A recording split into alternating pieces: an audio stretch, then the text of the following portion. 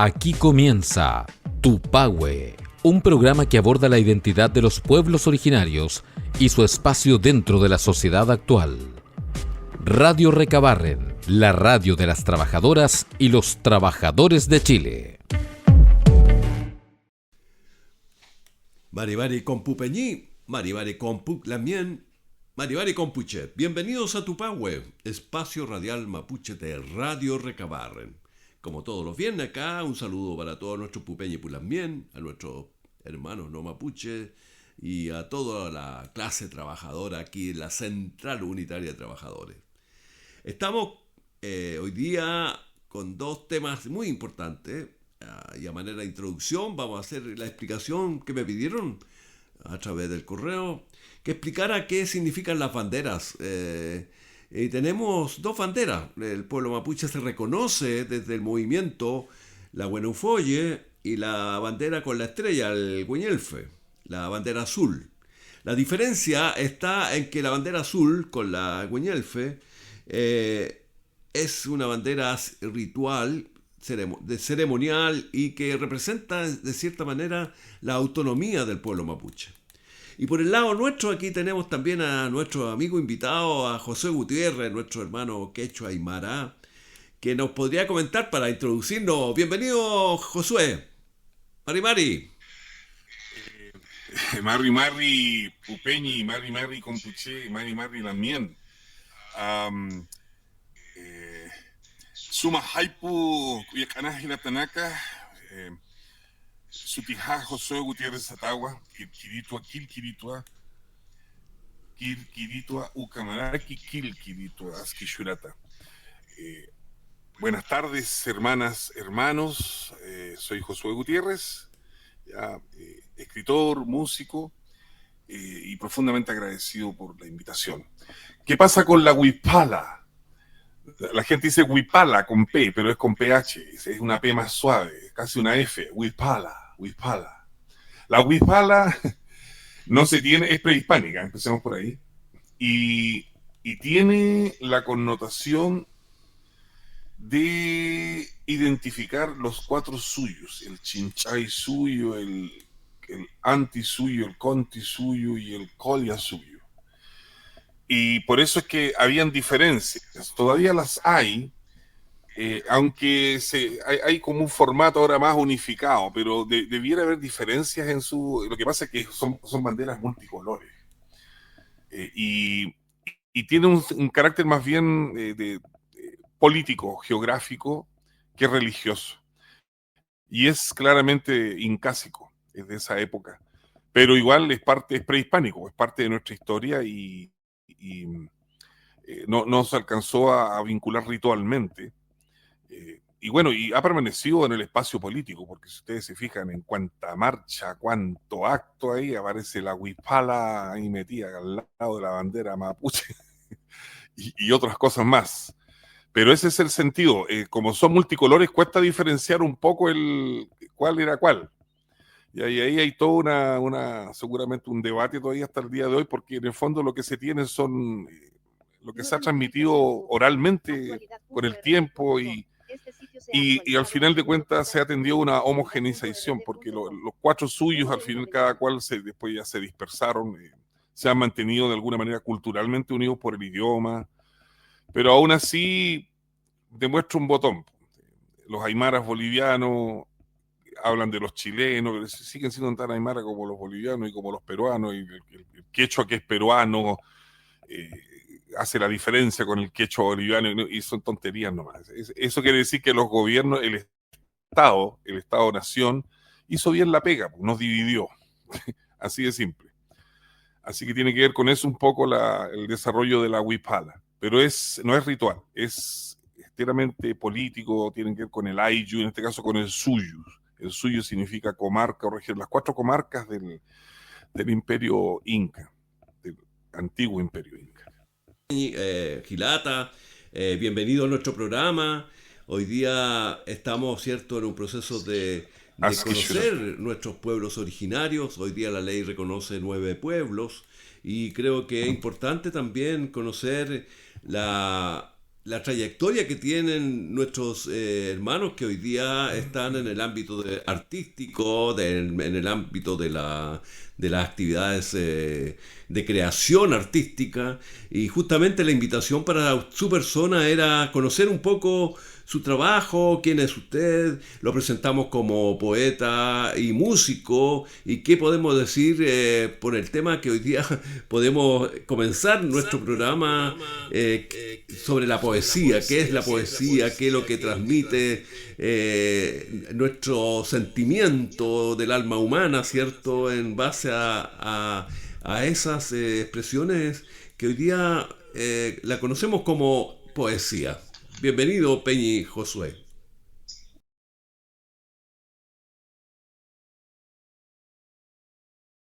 Y yo respondí a la asamblea y le dije que yo había venido a Santiago a estudiar física porque quería ser astrónomo. Así que me preguntaran lo que quisieran de física y de matemática, pero de literatura y de música no tengo idea, solo lo hago, soy autodidacta. Así que eh, esos son los orígenes, siempre escribí, es como una condición natural mía. Después cuando me interesé por la música pasó lo mismo. Eh, pero eh, autodidacta o no, digamos, con formación o no, creo que son vocaciones, en primer lugar. Es una vocación que tengo y la desarrollé porque tuve tiempo. Yo recuerdo que trabajaba en una compañía, recibía llamadas, yo era operador, hasta el día de hoy soy operador de call center, recibía llamadas una tras otras. Y de un momento a otro, la compañía para la cual trabajaba, esta otra compañía, dijo, no, no queremos más personas ciegas, y la compañía que nos contrató nos dijeron, no los vamos a despedir, no les vamos a mandar a la calle, tenemos responsabilidad social. Y nos mandaron a la mesa central. Caía una llamada cada 2 horas. Entonces yo al principio estaba aterrado porque dije, no, ¿qué pasó acá? ¿Qué sucede? Pero después me di cuenta que era una oportunidad. ¿Qué hice? Abrí un documento de Word y me puse a escribir. Nada más que eso. Así que hice letras de canciones, escribí un libro de cuentos, tengo algunos poemarios, tengo un par de novelas que estoy terminando, tengo otro libro de cuentos que los tengo en la cabeza, pero tengo que sentarme a escribirlo, pero todo va por partes, falta tiempo también. ¿Me escuchas bien, Arturo?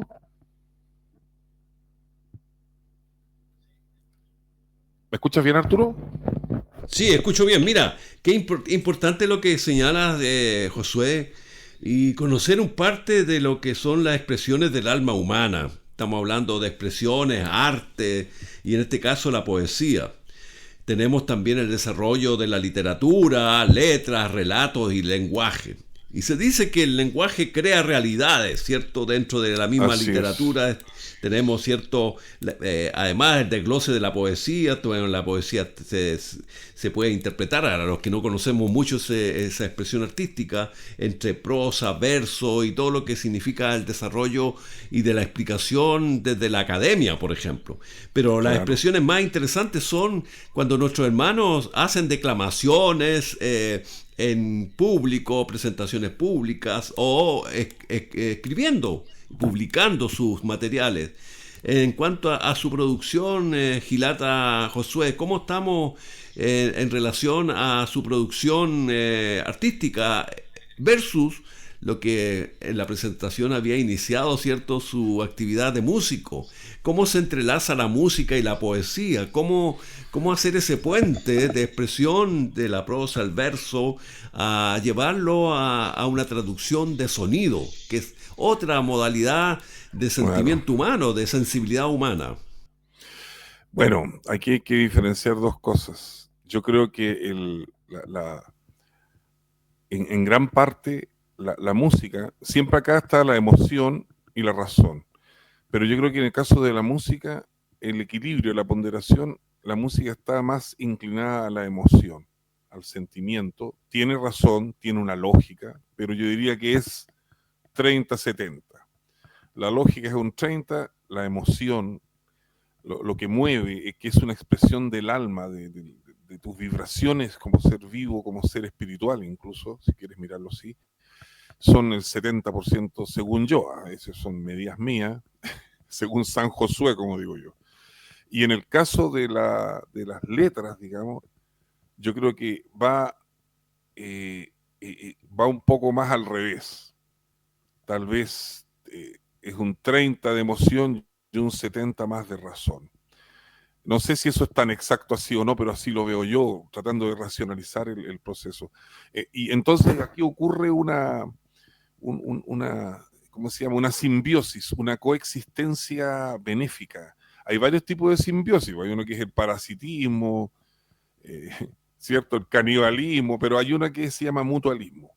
En el mutualismo ambos se benefician. Entonces, una buena composición musical con un buen lyric, ¿cierto? Una buena letra, eh, es, eh, conforman, determinan, digamos, una canción o una pieza musical, porque no necesariamente tiene que ser canción. Hay muchas expresiones musicales que llevan letra, ¿ya? El canto llevan canto y con letra.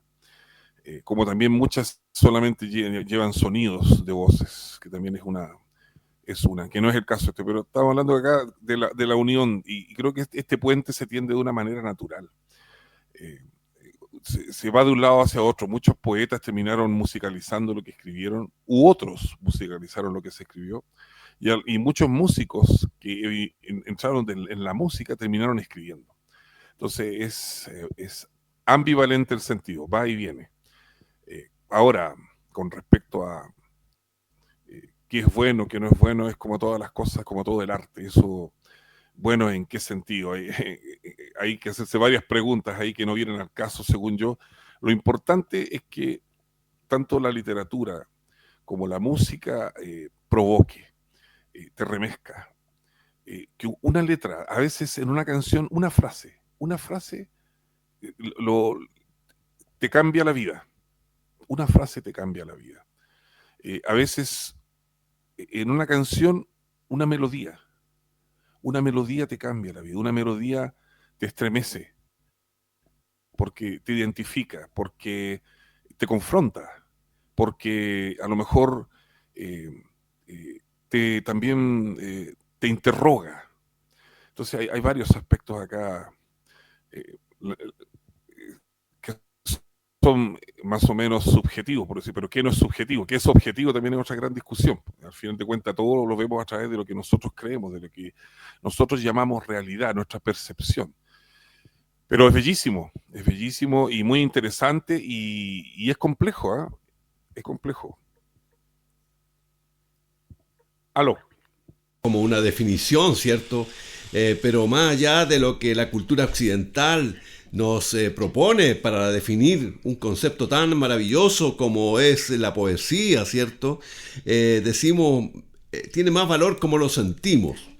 Y la pregunta, Gilata Josué, amigo, ¿cómo lo veían los filósofos y los pensadores pe- tomando como en consideración como la poesía como un instrumento Estimado universal, Arturo, como una se me cayó expresión la llamada, universal por del eso no te lenguaje, estoy un llamando de lenguaje nuevo para conectarlo, universal? porque ya no te escucho otra vez ¿Cómo lo decir podemos que hoy va y viene. día, cómo lo vieron los poetas antiguos, la gente antigua? Si también hubo una influencia desde lo filosófico hacia la poesía en la antigüedad, por ejemplo, hablemos del tiempo de los romanos, de los griegos. ¿Estaban estas expresiones en ese tiempo, en esa época? Claro, esto empieza primero con la tradición oral. ¿Cuál es la tradición oral? Como no había, eran anágrafos, se dice, ¿cierto? Que no tenían escritura los primeros pueblos. Entonces ellos empiezan a transmitir oralmente. ¿Qué cosa transmiten? Sus tradiciones primero, sus creencias religiosas.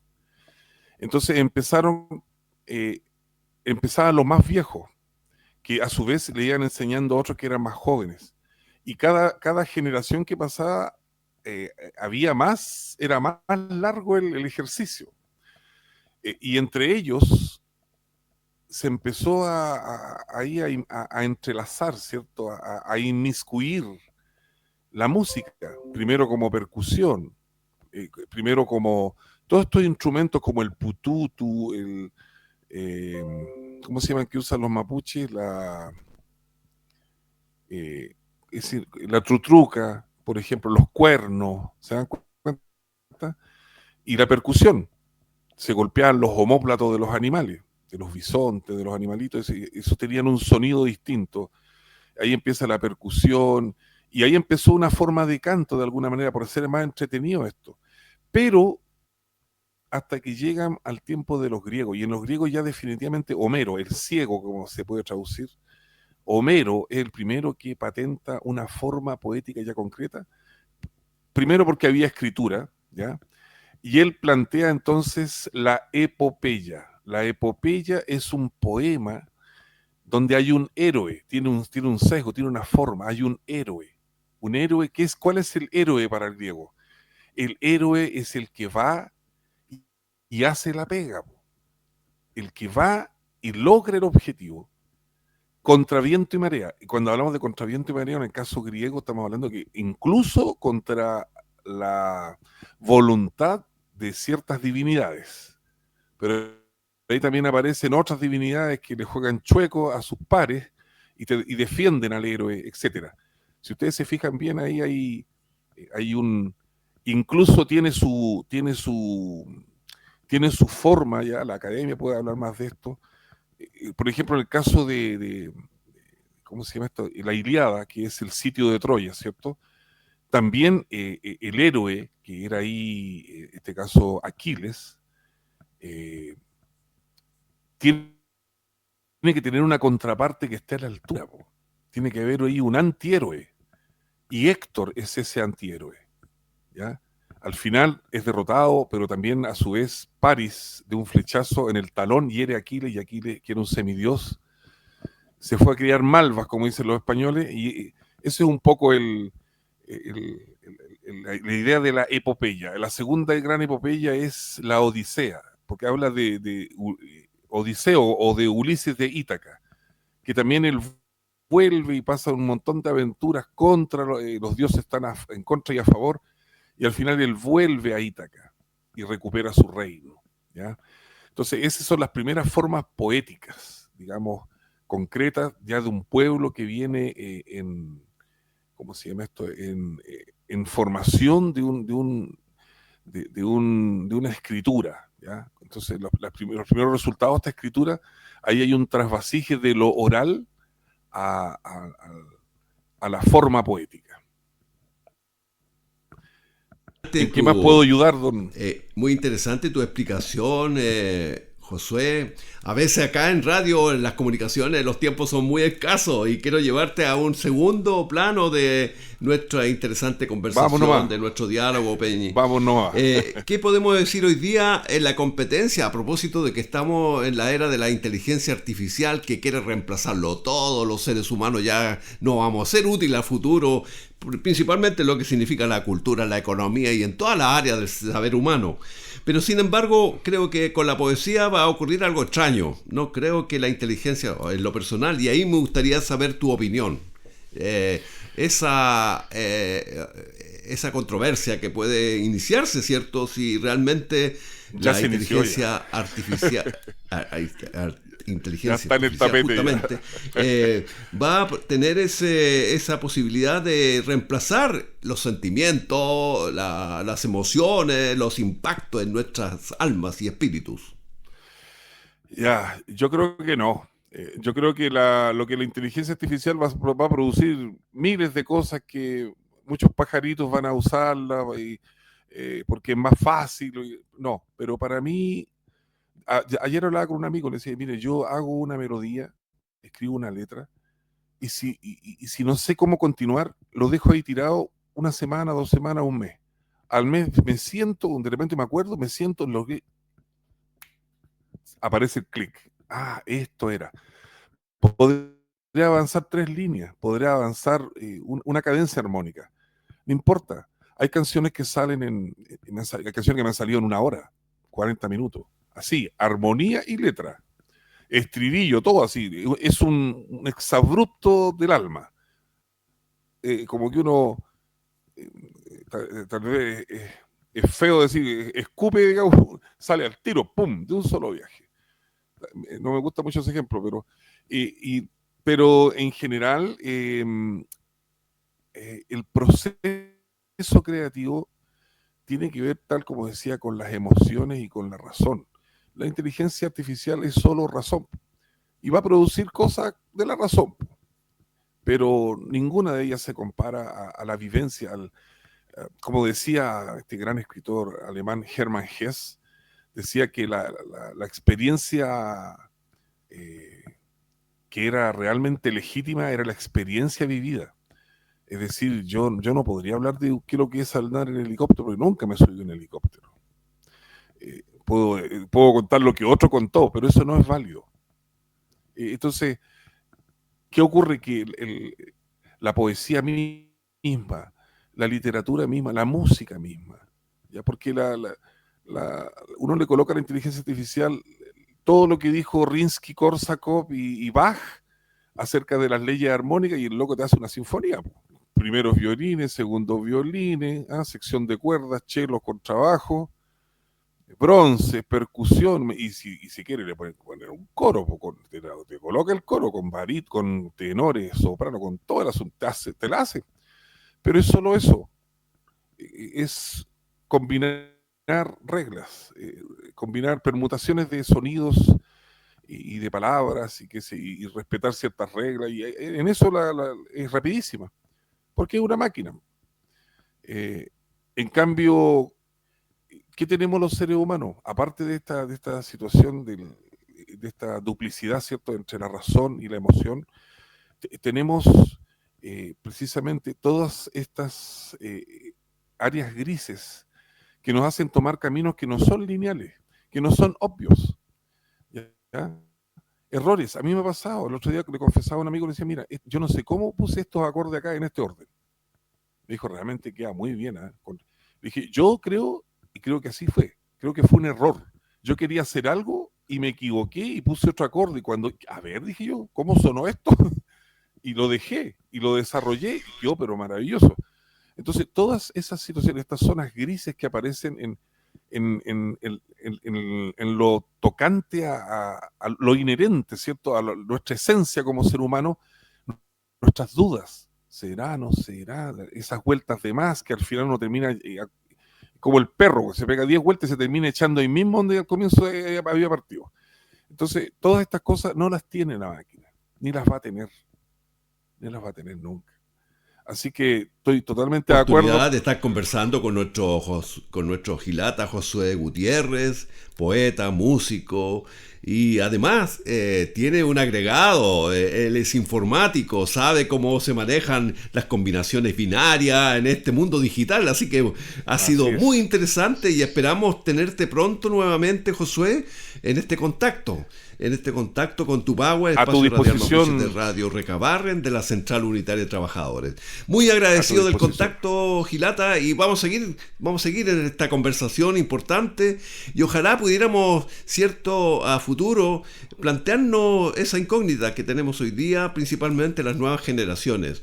Si hoy día en el mundo digital tratando de recuperar nuestras emociones, de nuestros sentimientos a través del arte, de todas las expresiones artísticas, pintura, literatura, etc.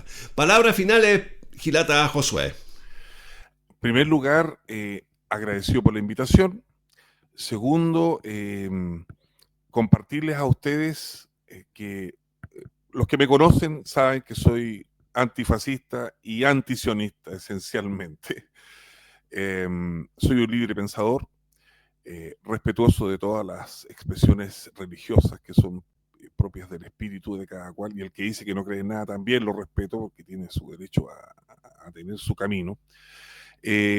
Entonces, con todo este tema que está pasando en Gaza, este genocidio en toda regla contra el pueblo palestino, escribí un poema el año pasado, en mayo de 2024, que se llama La perversión de Sión, y quería compartirles el hecho de que en comienzo de este año, con la ayuda de un amigo, subimos, porque lo que pasa es que yo estoy ciego y hay ciertas páginas que no son amigables para los cegatones, entonces pedí ayuda a un muchacho que es amigo mío que estudia ingeniería en informática en la Santa María, Felipe Luengo, y el Pipe me ayudó a subir este poema a un blog. Se lo envié a un señor que se llama Alberto Cruz, que es un abogado español que tiene un doctorado en políticas públicas e internacionales.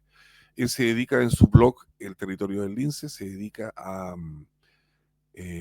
la geopolítica, ¿ya? Es un marxista de las nuevas camadas, digamos, muy inteligente, muy agudo, y cada cierto tiempo él hace menciones en sus artículos a ciertos músicos, ciertas canciones de todo tipo, de África, Arabia, lo que uno no escucha en la radio, en el fondo. Y también escuché varios poemas de varias mujeres, hombres, algunos de ellos reputados, ¿cierto?, renombrados, palestinos y palestinas, y otros no tanto, que son, tal vez no son del mundo, pero académico, pero sí son gente sensible, y en esta desgraciada situación en la que están, tristísima situación, han expresado a través de la poesía. La poesía ha sido de alguna manera la tabla de salvación para no enloquecer. Así que dije yo creo que es pertinente enviar este poema a Alberto Cruz, y lo subimos. En 9 meses no me contestó nunca, entiendo, me imagino que le debe llegar de todo, entre paréntesis, mucha basura, tontería, qué sé yo, y él tiene que ir seleccionando, así que no debe tener mucho tiempo para contestar. El tema es que este viernes 26, Alberto Cruz, en El Territorio del Lince, publicó el poema La perversión de Sion. Tienen que buscarlo con la fecha 26 de septiembre, dice Los Guerreros Lobo, así se llama el artículo. Y al final aparece el poema La perversión de Sion, que como poeta me honra, en primer lugar, pero sobre esta situación, más arriba, debo decir que me alivia, porque creo que lo que escribí no era para que lo tuviera yo acá en mi notebook y lo leyera yo. Quiero que lo lea todo el mundo. Así que los animo. Estoy carepalo usando, estimado Arturo, tu programa, la despedida, para invitarlos. Se llama www.elterritoriodellince.blogspot.com, ¿ya? Y ahí buscan el 26 de septiembre, Los Guerreros Lobo. Al final está el poema de mi autoría, que ha tenido muy buena crítica. Bueno, muchas gracias, Aski Shurata. Al final, Gilata, estamos llegando al final. Un saludo muy cordial para todos nuestros puepeños y pulambién que nos sintonizaron hoy día en esta interesante conversación con nuestro Gilata Josué Gutiérrez. Un abrazo a la distancia y nos vemos la próxima semana. Así es. Un abrazo, Jiki sin cama. Esto fue Tupahue, un programa que aborda la identidad de los pueblos originarios y su espacio dentro de la sociedad actual. Radio Recabarren, la radio de las trabajadoras y los trabajadores de Chile.